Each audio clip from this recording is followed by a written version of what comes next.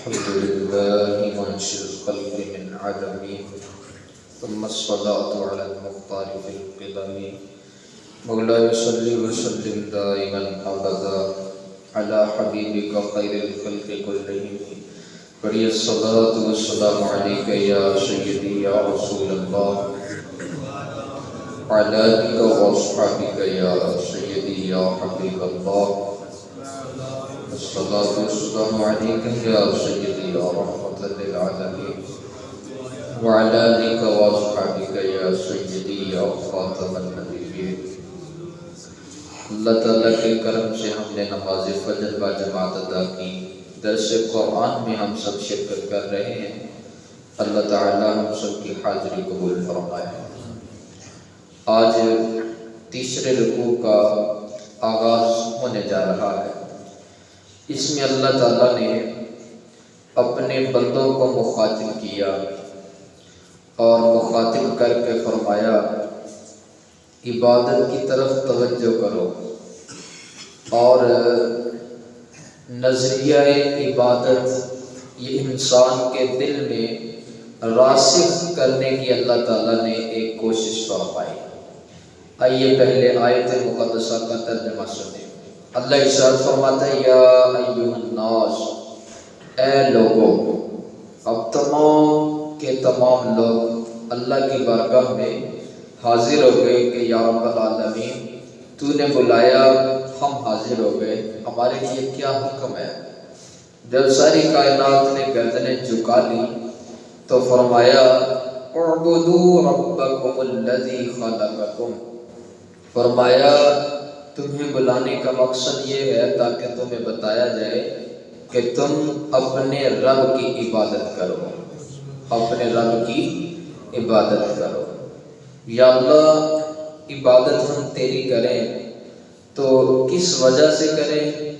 تو فرمایا اللہ تعالیٰ نے اس لیے تم اللہ کی عبادت کرو کہ اللہ کے تم پر بہت زیادہ احسانات ہیں۔ کون کون سے ہیں؟ تو اللہ تعالیٰ نے کچھ ہمیں گنوائے۔ فرمایا پہلا احسان یہ ہے کہ اللہ نے تمہیں پیدا کیا، تمہارے آباء و اجداد کو پیدا کیا، اور پھر فرمایا اس لیے عبادت کرو لعلکم تتقون، تاکہ تم پرہیزگار بن جاؤ۔ اور پھر فرمایا وہ رب کون ہے؟ الذی جعل لکم الارض فراشا، جس نے زمین کو تمہارے لیے فرش بنایا، تمہارے لیے بچھونا بنایا۔ کرم تو دیکھو مالک کا کہ یہ جو زمین ہے یہ تمہارے قدموں میں بچھا دی۔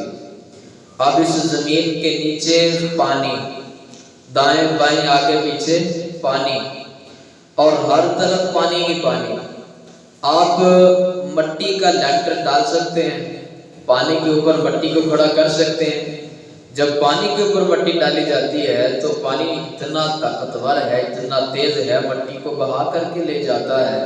تو کون ہے وہ ذات جو پانی کے اوپر جس نے مٹی کو کھڑا کیا ہوا ہے، اور پانی نیچے ہے لیکن تم پانی کے اندر ڈوبتے نہیں؟ اللہ نے تمہارے قدموں کے نیچے زمین کو بچھا دیا۔ اور پھر فرمایا وَالسَّمَاءَ بِنَاءً، پھر دیکھو تو صحیح، اللہ نے آسمان کو تمہارے لیے چھت بنایا۔ آسمان ہے یہ تمہارا ایک پورا گھر ہے، اللہ نے چھت بنائی آسمان کی۔ اور پھر فرمایا وَأَنزَلَ مِنَ السَّمَاءِ مَاءً، اللہ نے تمہارے لیے آسمان سے پانی نازل فرمایا، پانی نازل کیا اللہ تعالیٰ نے۔ پانی اللہ کی بہت بڑی نعمت ہے۔ جا کے کبھی آپ ان علاقوں میں جائیں جہاں پہ پانی میسر نہیں ہے، یا وہ بارش کا پانی اکٹھا کر کے پیتے ہیں، کئی علاقے آپ نے دیکھے، آپ سندھ کی طرف چلے جائیں تو وہاں پہ جا کے ان سے پوچھیں کہ پانی کی قدر و قیمت کیا ہے اور پانی کیا چیز ہوتی ہے۔ پانی اللہ تعالیٰ کی بہت بڑی نعمت ہے۔ پانی اور ہوا اگر انسان کو نہ ملے تو انسان چند گھنٹے تو زندہ رہ سکتا ہے لیکن چند دن زندہ نہیں رہ سکتا۔ پانی بھی ضروری ہے اور ہوا بھی ضروری ہے انسانیت کو زندہ رکھنے کے لیے۔ تو فرمایا اللہ نے آسمان سے تمہارے لیے پانی نازل کیا۔ پھر کیا کیا؟ فرمایا فَأَخْرَجَ بِهِ مِنَ الثَّمَرَاتِ رِزْقًا لَكُمْ، اس پانی کے ذریعے اللہ نے تمہارے لیے قسم قسم کے پھل پیدا فرمائے۔ اب پھل کتنے ہیں یہ کوئی گن ہی نہیں سکتا۔ اس کے اندر کچھ ایسے ہیں سارے ہی میٹھے، لیکن ہر ایک کی مٹھاس ایک دوسرے سے مختلف ہے۔ دیکھیے تو صحیح ذرا اللہ تبارک و تعالیٰ کا انداز۔ اللہ نے فرمایا پھل تمہارے لیے پیدا کیے، اس میں انار ہے، آپ انار کی اقسام اگر تلاش کریں گے تو آپ کو ہزاروں قسمیں مل جائیں گی انار کی۔ انگور آپ تلاش کرنے کے لیے جائیں، ایک دانے کا ذائقہ دوسرے دانے سے نہیں ملتا۔ اسی طرح اللہ تبارک و تعالیٰ نے کھجور کو تمہارے لیے پیدا کیا، اللہ تبارک و تعالیٰ نے طرح طرح کے پھل تمہارے لیے پیدا فرمائے، تو فرمایا فَأَخْرَجَ بِهِ مِنَ الثَّمَرَاتِ، اور یہ پھل کسی اور کے لیے نہیں، فرمایا رزقا لکم، میں میرے بندوں کو تمہارے لیے ہی تو پیدا فرمائے۔ اور پھر فرمایا فَلَا تَجْعَلُوا لِلَّهِ أَنْدَادًا وَأَنْتُمْ تَعْلَمُونَ، فرمایا اللہ کے ساتھ کسی کو شریک نہ ٹھہراؤ، حالانکہ تم جانتے ہو، تمہیں علم ہے، تمہارے حاشیہ خیال کے اندر یہ بات لکھی ہوئی ہے کہ پیدا کرنے والا اللہ، یہ سارے لوگ مانتے ہیں۔ قرآن پاک کی دوسری آیت پڑھیے، اللہ تبارک و تعالیٰ نے فرمایا میرے حبیب وَلَئِن سَأَلْتَهُم مَّنْ خَلَقَهُم، آپ یہ جو کفار ہیں، مشرکین ہیں، بت پرست ہیں، ستارہ پرست ہیں، دہریے ہیں، جتنے بھی لوگ ہیں، آپ ان سے ذرا پوچھ کے تو دیکھیے، ان سے صرف اتنی بات پوچھئے من خلقہم، اور تمہیں کس نے پیدا کیا؟ پھر اللہ نے خود ہی جواب دیتے فرمایا لَيَقُولُنَّ اللَّهُ، فرمایا اگر آپ ان سے پوچھیں گے سارے لوگ یہی کہیں گے کہ ہمیں تو اللہ نے پیدا کیا ہے۔ سب لوگ اس بات کو مانتے ہیں نا کہ پیدا کرنے والا اللہ ہے۔ جب اللہ نے پیدا کیا تو پیدا کرنے والا خالق اس بات کا حقدار ہے کہ صرف اسی کی عبادت کی جائے، اس کے سامنے انسان اپنے آپ کو جھکائے۔ یہ ساری چیزیں، یہ دیکھیے ایسا انداز آپ کو کسی اور جگہ پہ نہیں ملے گا۔ اللہ تعالیٰ نے جس خوبصورتی کے ساتھ اپنے بندے کو اپنی عبادت کی طرف متوجہ کیا، اب یہ عبادت ہے کیا؟ عبادت کو ذرا سمجھیے۔ علامہ ابن القیم رحمۃ اللہ تعالیٰ علیہ وہ اس کی تشریح یوں کرتے ہیں، تعریف یوں کرتے ہیں عبادت کی، وہ کہتے ہیں العبادت تجمع اصلین، عبادت دو چیزوں کے مجموعے کا نام ہے۔ نمبر ایک کہا غایت الحب، پہلی چیز ہے انتہا درجے کی محبت کرنا اپنے خالق کے ساتھ، اور دوسری غایت الذل والخضوع، دوسرا انتہائی عاجزی کے ساتھ، انتہائی اپنے آپ کو گراتے ہوئے اللہ کی بارگاہ میں پیش کرنا، اس کا نام کیا ہے؟ اسی کا نام عبادت ہے۔ اور اللہ تبارک و تعالیٰ نے اپنے بندوں کو عبادت کرنے کا حکم ارشاد فرمایا۔ اب قرآن پاک کی آیت پڑھیے، اللہ ارشاد فرماتا ہے والذین آمنوا اشد حبا للہ، اور فرمایا تمہیں پتہ ہے ایمان والے کیسے ہوتے ہیں؟ تو پھر ارشاد فرمایا ایمان والے اپنے رب سے ٹوٹ کر محبت کرتے ہیں۔ اور اشد کا ذرا آپ ترجمہ سمجھیے نا، اشد شدت سے اپنے اللہ سے محبت کرتے ہیں۔ وہ تو اللہ نے ایک اور مقام پہ ارشاد فرمایا، وہ جب رات کو سوتے ہیں نا جی، تو پھر ارشاد فرمایا کہ وہ کروٹیں بدلتے رہتے ہیں۔ کس وجہ سے؟ جب بندے کو بے چینی ہوتی ہے، آپ کسی مریض کے پاس جائیں، اسے کہیں کہ بابا جی، اس کو رات 12 بجے بلائیں تو وہ اٹھ کے بیٹھ جاتا ہے، وہ کہتا ہے میں تو ایسے ہی پاسے پرت رہا تھا، مجھے تو نیند آئی نہیں۔ وہ کروٹیں بدلتے رہتے ہیں، کس وجہ سے؟ جب وہ بستر پہ جاتے ہیں انہیں چین نہیں آتا، انہیں سکون نہیں آتا، وہ اٹھتے ہیں، مصلی بچھاتے ہیں اور اپنے اللہ تعالیٰ کو سجدہ کرنا شروع کر دیتے ہیں۔ یہ اللہ تبارک و تعالیٰ نے ان کی ایک صفت کو بیان فرمایا، تتجافی جنوبہم عن المضاجع ویدعون ربہم، اللہ ارشاد فرماتا ہے ان کی کروٹیں، ان کے بستر گاؤں سے علیحدہ ہی رہتے ہیں۔ وہ تو بستر پہ جاتے بھی ہیں تو صرف اسی نیت کے ساتھ کہ اگر ہم کچھ دیر آرام کریں گے تو اللہ کی عبادت کرنے میں اور زیادہ لذت محسوس ہوگی۔ تو یہ عبادت کیا ہے؟ اپنے اللہ کو راضی کرنے کے لیے، اس کو معبود سمجھ کے، اس کی رضا کے لیے اگر کوئی کام کیا جائے تو وہ عبادت ہے۔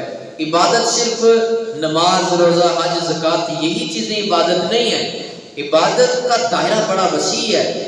آپ دیکھیے پیارے آقا ارشاد فرماتے ہیں اگر تم ایک لقمہ توڑ کے اپنے بیوی کے منہ کے اندر ڈالتے ہو، اللہ اس کا بھی تمہیں اجر اور ثواب عطا کرے گا جی، وہ بھی تمہارا عبادت ہے۔ پھر پیارے آقا ارشاد فرماتے ہیں رزق حلال کمانا بھی عبادت ہے، پیارے آقا نے ارشاد فرمایا تمہارا اپنے بھائی سے مسکرا کر کے ملنا، اس کے سامنے اپنے یہ جو رخسار ہے، یہ جو پیشانی ہے، اس کو خندہ کرنا، فرمایا یہ بھی تمہارا اللہ تعالیٰ کی بارگاہ میں عبادت لکھا جائے گا اگر تم نے اپنے اللہ کو راضی کرنے کے لیے کیا۔ عبادت کا دائرہ بڑا وسیع ہے۔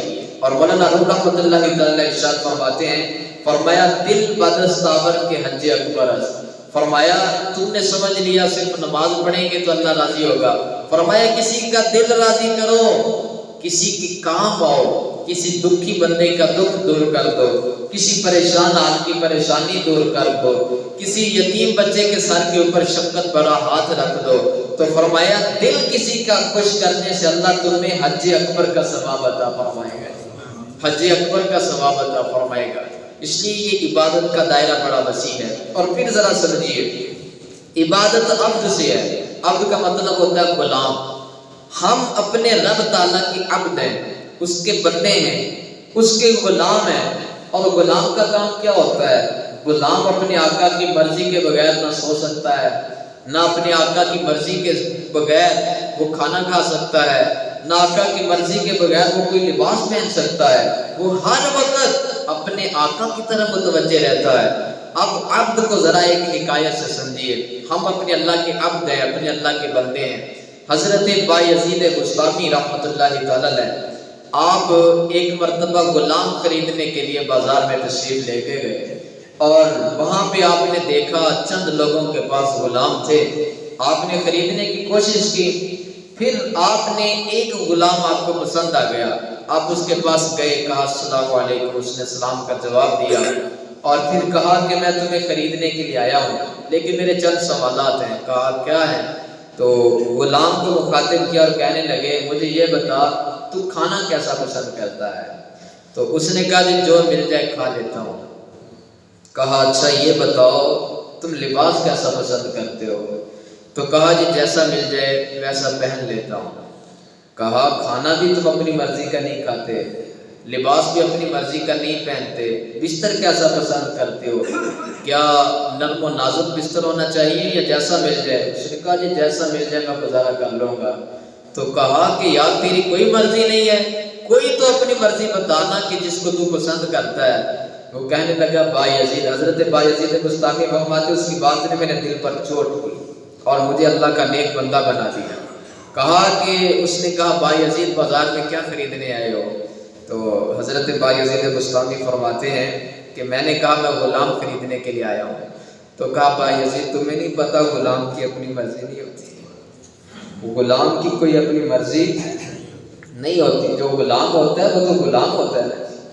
اب ہماری حالت یہ ہے، ہم ہیں عبد اپنے اللہ تعالیٰ کے، لیکن مرضیاں ساری اپنی۔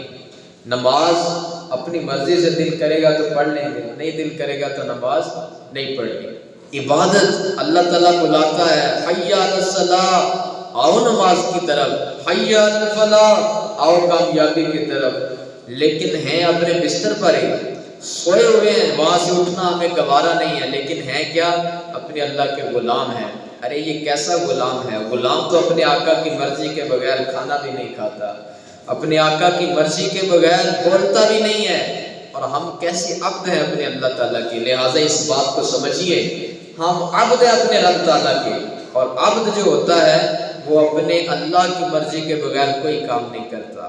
وہ جب کوئی سونے لگتا ہے ذہن کے اندر خیال آتا ہے اگر میں کسی غلط انداز کے ساتھ سویا، کہیں میرے اللہ تعالیٰ کو یہ انداز اچھا نہ لگا، برا لگا، تو پھر میں کیا کروں گا؟